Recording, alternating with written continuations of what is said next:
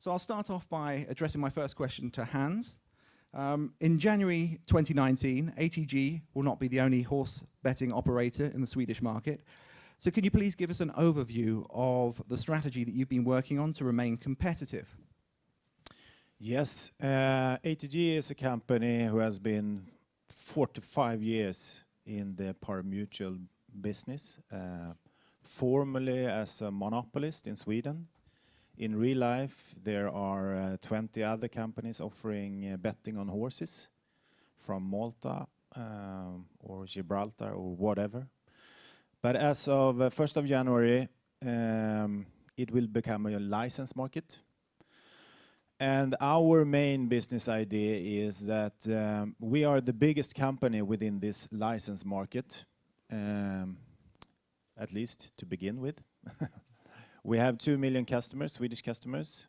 We know that we have 24% of share of wallet.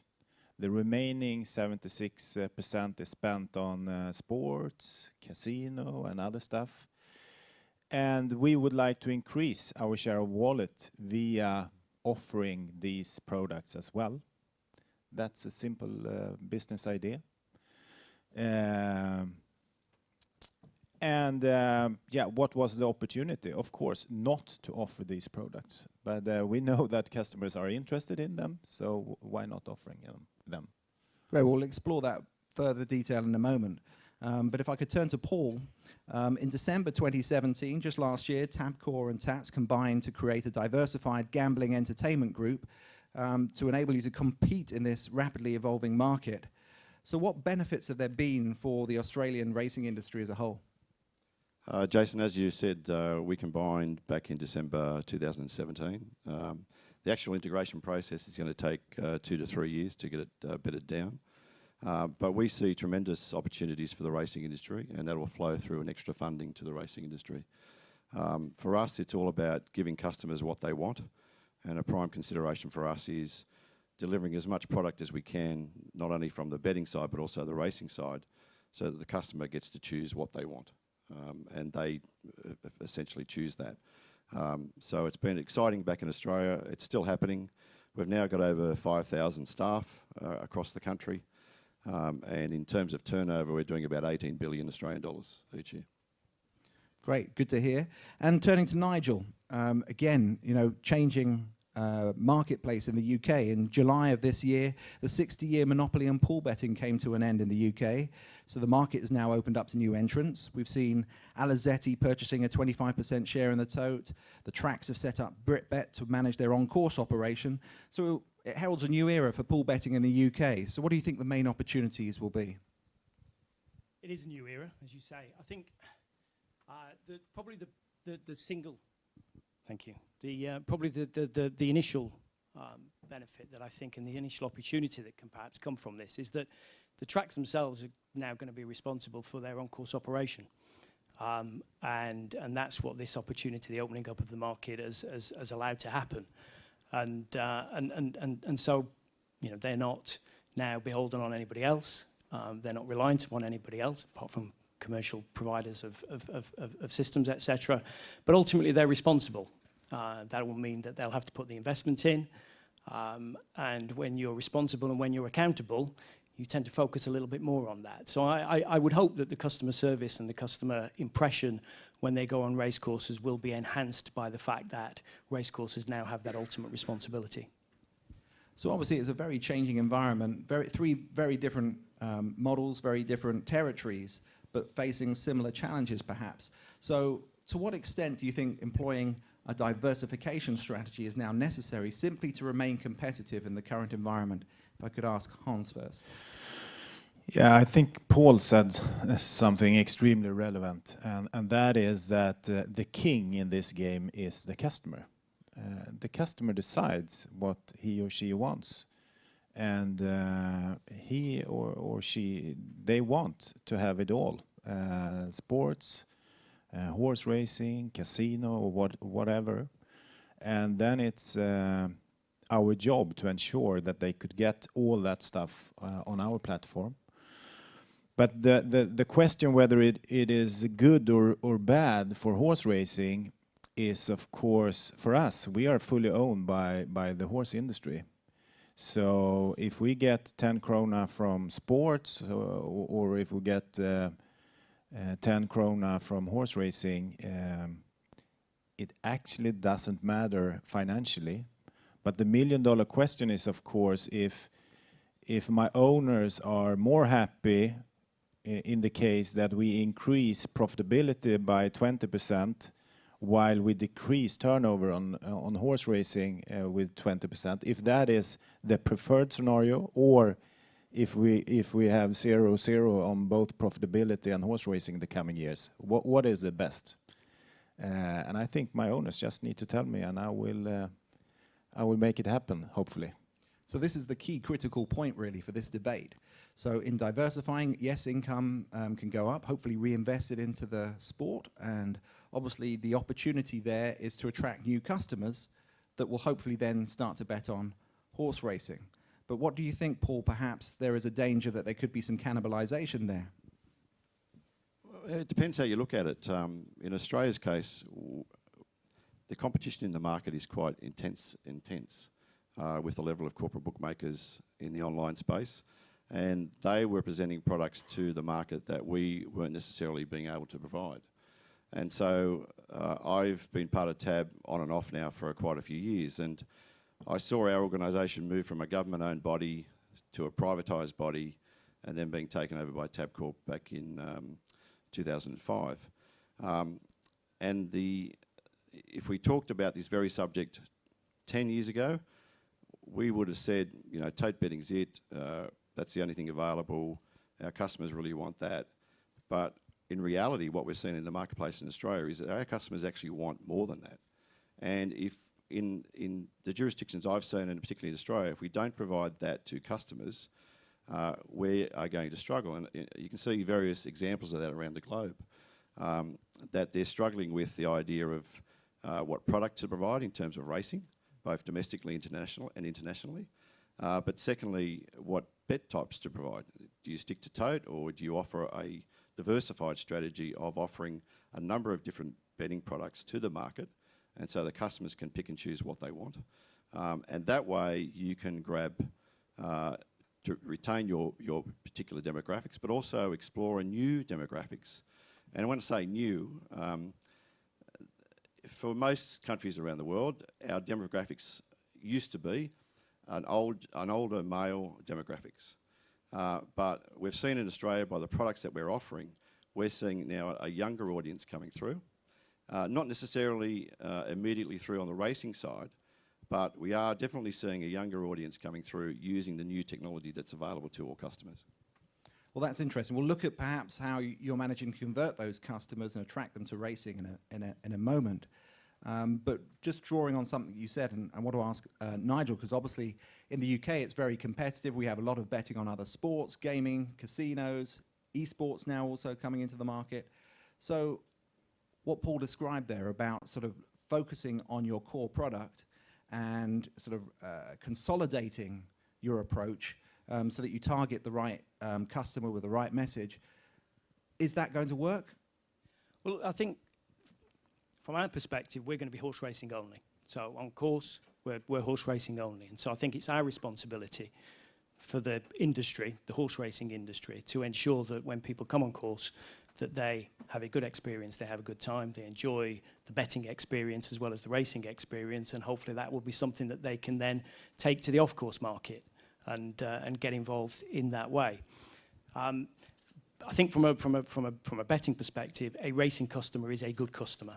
If you have a racing customer, they tend to then bet on other things. I think from the industry's perspective, what we need to try and do is to make sure that horse racing remains at the very core of what that bettor does, and that from my perspective starts with the on-course experience and ensuring that's as good as it can be.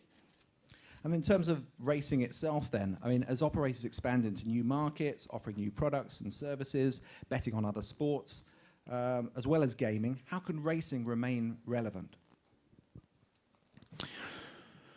For me, it's quite simple.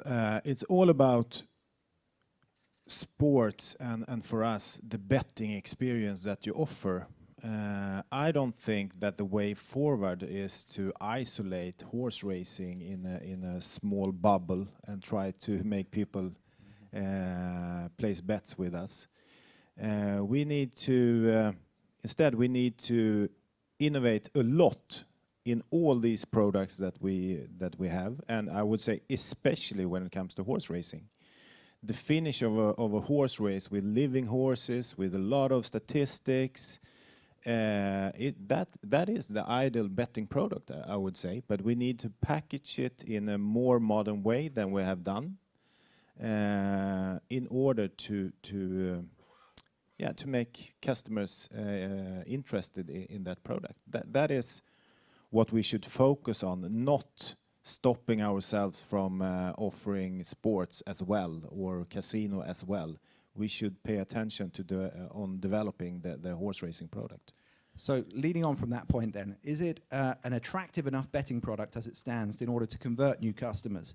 So in other words, do we have enough variety, choice, value, innovation in what we offer within racing? Nigel. Well, I'd argue yes. Look, I'm a fan of the sport. I think it does, and I think as a betting product, it remains the premier betting product. I think what we there's a lot of navel gazing in the industry, and we beat ourselves up a little bit. But there has been a degree of innovation, but I don't think it's probably kept pace with some of the other things. Just thinking about recent sporting events, the World Cup, fantastic event, probably the best World Cup that we've had, and innovations around VAR, whether you like it or not, people are talking about it. The Ryder Cup this weekend, down the road from here, a fantastic sporting event. Some of the innovations around the TV coverage that's moved on a level. And has racing, well, there's a huge amount of data that is available, but I'm not convinced that it is necessarily presented to that younger audience yet in a way that they're used to doing it. Race cards are still the same as they have been fundamentally for many years. So I think there's opportunities there. We've got all of the data. In the UK, we have some complexities around ownership of data and how that can then be expanded. But I think it's there. I think it's now. It just needs to be used in a more modern way.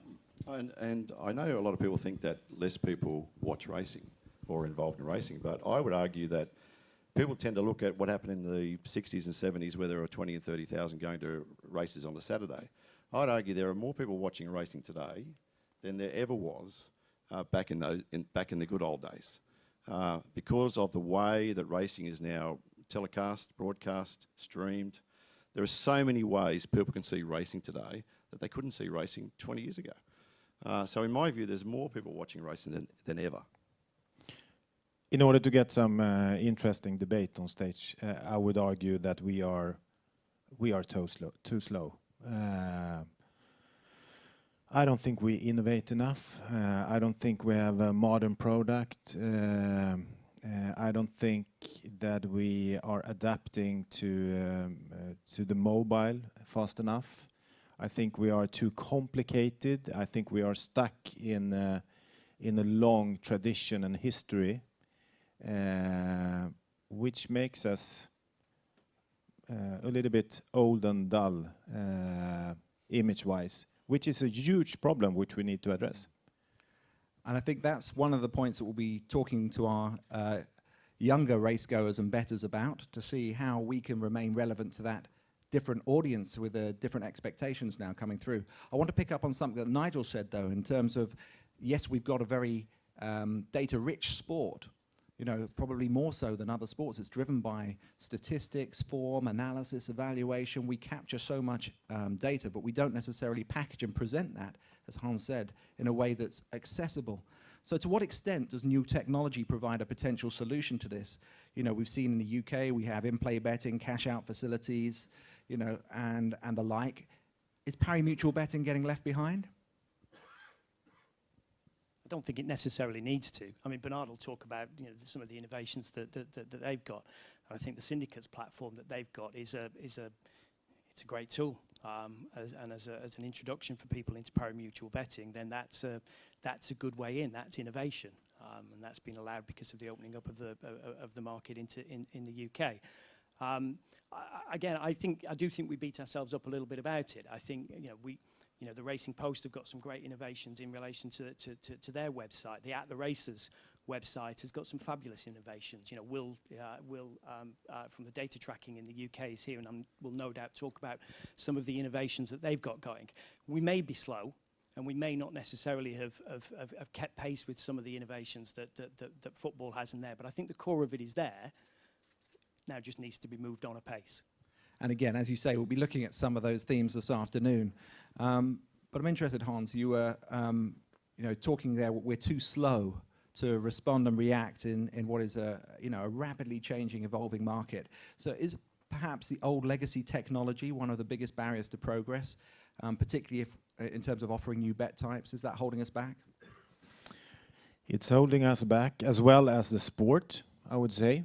I was on a seminar regarding change management a few years back, and they said that you will have the greatest challenge when it comes to change when you are in an environment with a lot of tradition and history, and we all are, for sure. But just to give you an example, a big trend over the last 15 years has been in-game betting. If you look at the live sports, you have the opportunity to place 100 different bets during a football game, and we are still offering win and plays every 30th minute when we have races. It's just not good enough for the customers, and if we don't change, they will go to other sports than racing. And so, looking at solutions again then, Paul, what's the next innovation in pari-mutuel betting? Will single pool technology, for example, help us to bring these new products to market more quickly? Yes, we've been working with third party. We've decided rather than do things in-house all the time, to work with a third party supplier, and in this case, Longitude. So we're working with them at the moment on new ideas and new products. But I've got to say, in terms of the tote market, we tend to bring out products, one product after another over a long period of time, and they tend to stay there. And I was using an example yesterday that when we look at most tote operators around the world, they've got a stack of tote products that operate every day, but rarely are those tote products taken off the shelf. An example I used was where, McDonald's, for example, for those who like the Big Macs, I used to once, but I don't anymore. But they might have a promotion which, for a limited time, there's a new, the Big Macs are coming back for a limited time. And what you've done effectively is create a reason for people to try your product again. So where we may have lost customers, it's about trying to create an opportunity where actually Tab has done something new, I should go and try that. The trick is that when that person comes back and tries it, that it is a new experience that the person hasn't had before. The worst thing that we can do is bring the person back and the experience is not as good as it was. And it's a problem we face with tote betting with our customers. Young people, we find, don't really get tote betting. And a colleague of mine back at Tabcorp used a great analogy the other day, and I thought it was quite good, so I'll repeat it here. So he's got a young friend, new to betting, and he's looking at tote betting versus fixed odds betting.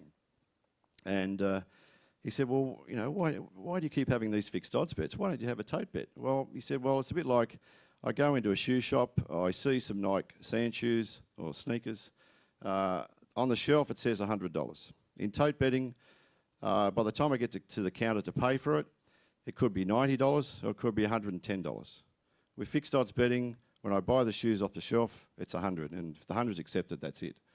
And to me, that was a great analogy. So, and there are issues with that, but if that's the way the younger audience is thinking, we have to adapt to that. And one of the things we've done is adapt with other products like fixed odds, and particularly fixed odds on sports.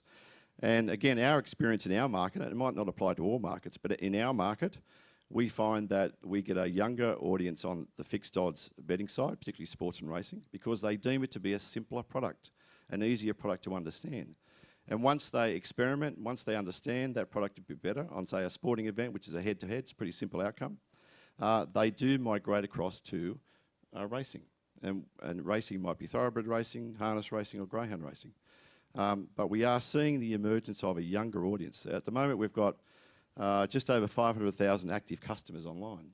But we're definitely seeing that trend happen of younger customers enjoying the fact that they choose. The power is with the customer.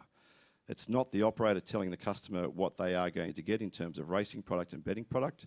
It's actually outlined for them and they choose. So the power is being put back into the customer's hands as opposed to the operator.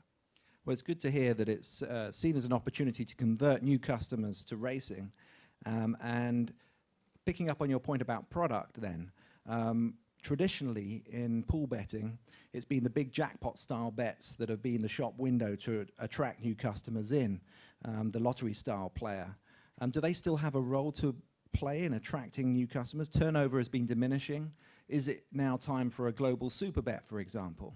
We've talked about it for many years. How are we going to sort of still capture the imagination of this new generation of racegoers and bettors through pari-mutuel products? Yeah, we have talked about that for many years. I think they do still have relevance. I think they need to be accompanied by a number of things, such as reasonable guarantees and maybe cash out opportunities, and maybe some of the elements around if you do a jackpot type bet where you've got to pick 6 winners and there's no consolation prize in that, you might do that a few times, but once you've done it for a week every day and you haven't won, then you tend not to do that again. So I think they absolutely have a relevance. Talking about the fact that it might be a complex sport and betting on racing may be a complex sport, there's an education process and maybe a building process to get to people to get them to have those type of bets.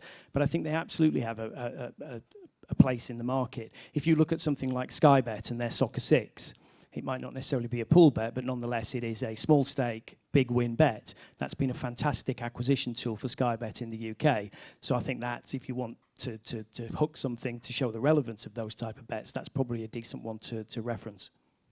Great, okay, so we talked about what the betting operators themselves are doing to diversify their products, to attract new customers in and potentially convert them to racing. But what can racing organisations do themselves to ensure that the sport is an attractive proposition for the next generation? One of the things that we've been trying to do this summer in the UK is to have a promotion around Kids Go Free. Most race courses in the UK, kids do go free, but that wasn't known by our customers. So we've been promoting that this year. Now, clearly, you can't promote betting to them. The UK Gambling Commission would have something to say about that. But they're punters of the future. But first of all, we'd like them to make them fans of the sport first. And if they're fans of the sport, then hopefully they'll engage from a betting perspective. And Hans, overall then, you were sort of signalling some warning signs really for racing, but are you optimistic or pessimistic about the long-term prospects for the sport? Like I said, the key components are there. I truly believe that the finish of a horse race is the optimal thing, but we need to package it in a more attractive way for future generation if we are going to get them interested. Yeah. And Paul, how do you think we can then make sure that as the market broadens and operators like yourself diversify into different income streams, how can racing retain its market share from your perspective? Well, we've always got the motto that if the racing industry does well, we do well. And if we do well, the racing industry does well. So it's one of our mottos to make sure that the industry flourishes as much as we can, help it to assist. So not only from a contractual point of view we're the major provider of funding to the racing industry in Australia. It's just topped the 1 billion mark and will continue to grow. But we actively sponsor, actively encourage, actively work with the racing industry about things that we see in terms of the numbers that may assist the racing industry to provide a better product. Whether it's the number of races, whether it's the number of runners per race, whether it's the quality of the track, we work closely with the racing industry to try and improve the product as much as we can assist the industry to improve its product. I think that's something that's relevant to the UK as well, Nigel. A lot of work has been going on between the racing authorities and the betting operators to improve the product. I think there is. I think one of the things I was going to just say around diversification is that there's another element to that, and that's diversifying your customer and not having it being seen as a male, white, middle, upper class sport. We've got a program in the UK at the moment looking at diversification and trying to get people from different backgrounds involved in the sport at whatever level they want to get involved in. Some of that will be around betting, and I think when we talk about diversification, that's a key element of it as well. Absolutely. On that point, I think we'll open it up to the audience and see if they have any questions for any of you on the panel. Please show your hand and let us know if there's anyone. We have Ed over there. I'm going to throw this box to you, Ed. It's going to be. I know. I'm going to pass it on. Okay. So I'm not the best shot in the world. So I'll pass it on. If someone could then throw on. There we go. Oh, there you go. This is an accident waiting to happen today. I can see that. Exactly. But anyway, you just speak into the top. Very impressive technology. Yeah, thank you. Ed Cummings from Watch and Wager in San Francisco, California. Great panel, three really great. But I was rather surprised that there was not much talk about price, because everything that to me in pari-mutuel is about price and the margin, and we've, as some people know, we operate purely on price. What's the panel's view on the takeout rates? And we're talking about competing with sports betting exchanges, and the very high takeout rates on pari-mutuel wagering. Well, I'll first crack. Yep. The Australian takeout rates are the lowest in around the globe, in some circumstances by a country mile. The difficulty you'll always have with takeout rates is that some people believe you reduce your takeout rates, your turnover will grow and therefore your revenue will grow. The other side of the argument is that you increase your takeout rates, revenue will grow, and so the operator's happy and so is the industry.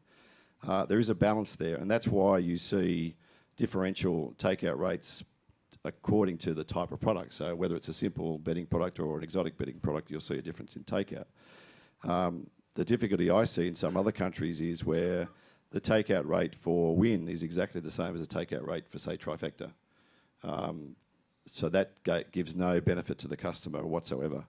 In terms of your question for sports betting, yes, the margin is different, but I don't necessarily agree that the customer sees that as a disadvantage on the tote side if the dividend that is given represents some sort of value. And some customers will appreciate that, the perception of value, some others won't. But in Australia's case, we've got the lowest across the globe.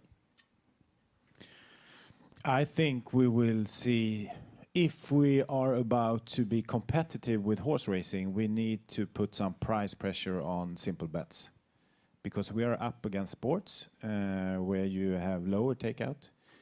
And I think we'll see price pressure on simple bets, while in Sweden the biggest bet is V75, where you have a 35% takeout, but it's on an acceptable level since it's 7 races. But I definitely see that we need to look at simple bets in order to be competitive with the sports. I agree. But what I would say is that, from our perspective, we have a responsibility also to provide some funding back to the racing industry, and it's getting that balance right. If you were to chase competing with the likes of Bet365, then we would be providing no funding back to the industry. So it's about getting the balance right. I have a long question for you here from Simon in the audience. How do we address the fundamental difference between pari-mutuel betting, which is the core of the entire revenue stream for our industry, versus betting on football, which would stand on its own if there was zero betting? So people moving to fixed odds may be fine, but then who pays for the running of the track, the houses, etc.? Tote operators can shift to sell other bets, but track owners will survive how? So who's going to pay to run the racing if we follow this model through to its logical conclusion? I'm not sure that's necessarily for me, because we have a model in the UK that provides for the industry through the horse race betting levy board. I think it's probably more relevant to something that Paul touched upon earlier, which is obviously, and actually Hans too, that actually it doesn't really matter where the pound is coming from if it's feeding back into to the betting industry. If the revenue is coming through different streams, there's an opportunity there. Yeah, I mean, if you look at our retail network in Australia, it's just over 50% of our turnover still. So it's still a vibrant retail environment in Australia. Any customer who walks into that store will see options available in terms of sport. They'll see options available in terms of racing and options available in terms of virtual games. And again, I keep coming back to the point, we're trying to allow the customer to choose what they want. And it's up to us to provide that product that they like, to entice them to come into our stores. And we make it quite transparent for them to come in. And we know that once a customer enters the environment, there's our opportunity to showcase racing to that customer, particularly if they're not a racing customer. It'd be a vastly different story where you had to go to one outlet for sports and another outlet for betting on racing. You would never see that customer. And so in my view, it's about you're actually getting that customer still to have exposure to racing that they've never seen before. So to me, it's a positive benefit to provide different products for customers. Great. Well, thank you, gentlemen. Any more questions from the audience before we wrap up? I'm sure Ed would be happy to throw his box across the room. There you go, mate. Any questions? No? Well, that just leaves it for me to say thank you very much to our three panelists. Really appreciate your input. Nigel, Hans, and Paul. A really interesting debate to start the day. Thank you very much.